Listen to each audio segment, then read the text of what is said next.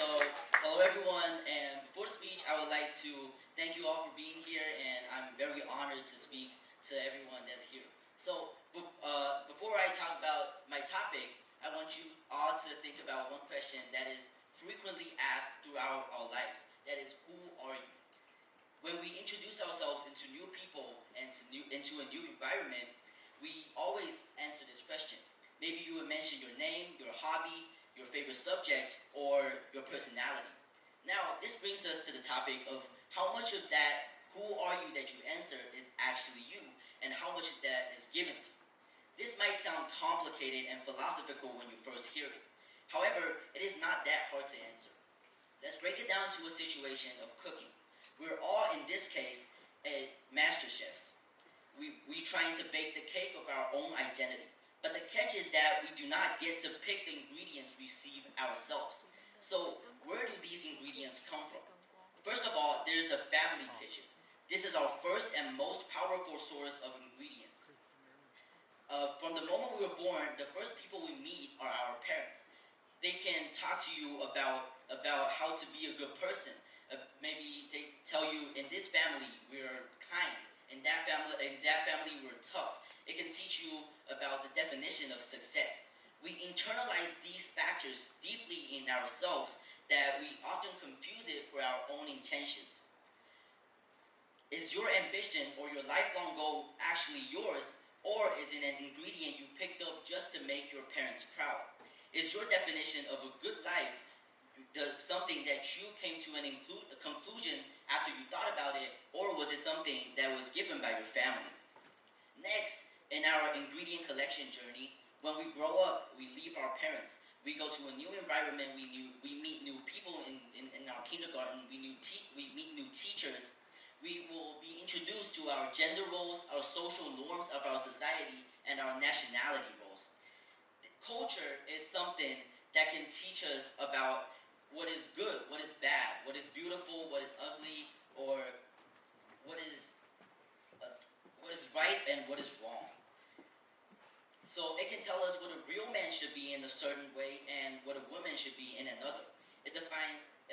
For centuries, the culture is like a single unchanging cookbook that can tell us how to be a person. But nowadays, something has changed fundamentally. We're no longer just in a local supermarket.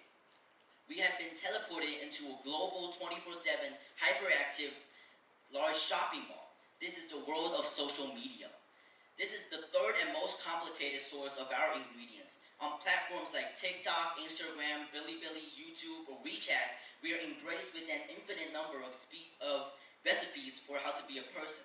There are videos that can teach you about fashion trends, how to be a good boyfriend, a good girlfriend, or some tactics that you see online. But it can also constantly serve you in new versions of yourself to try on. If you want to be an influencer, a rapper, a music producer, or an entrepreneur, there's a blueprint for you on the internet. This creates a paradox. On the surface, it feels like the internet offers you infinite choices. We can improvise our persona, pick and mix identities items from the menu. It feels like the ultimate definition of freedom. But is that actually the case? Or are we just swapping one set of ingredients for another? In this way, we might conflict our family's recipe just to blindly follow a trendsetter's recipe instead. We trade the expectation to become a doctor for the willingness to be an internet influencer. The packaging of this is different, but the process of being shaped is similar. In this way, we are performing a self that is being reflected back to us through likes, shares, and comments. We start baking the cake we think our followers want to eat instead of the one that our own selves truly craves. So, with all of these external forces, family, culture, and the digital world, pouring their ingredients into our bowl, where is the room for ourselves? Where is the freedom? Is the cake of our own identity already cooked since the moment we were born? I do not believe so. I believe our power or our true self lies not in the flour or the sugar. Those are already given to you. The you is the action of getting rid of some salt, adding a surprising spice of your own, and Authenticity isn't about finding a set of pure, untouched ingredients. That's impossible for a world that has evolved for 2025 years like nowadays. Authenticity is the courage to taste the recipe you have been given and say, this needs more flavor. This is too raw. I need to bake it more thoroughly. It's to put it in the real world. It's the moment that you question the gender role that you were assigned. It's the decision to pursue a passion that does not fit your family's definition of success. It is the awareness that some trend video you see online is just one way to live your life, not the way to live your life. Your life becomes your own the moment you realize that you're taking chances and taking choices and risks. You can choose to accept, to modify, to rebel, but it's a choice that you must make consciously.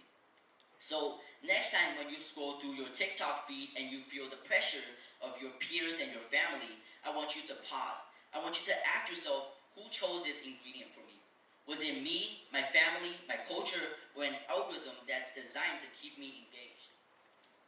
The journey to yourself is not about finding an untouched core. It is about the brave, ongoing, and sometimes messy work of selecting through ingredients that you have been given, throwing some away, keeping others, and adding your own unique flavors to the mix. It is the ultimate act of creation and creativity. The cake of identity is not pre-baked. The kitchen could be messy, the recipes are conflicting, you may hear some conflicting advice from your people that are around you, but you are still the head chef in your life. The question is that, what cake of you, the true chef, wants to make, and are you making it for yourself or for other people? Thank you.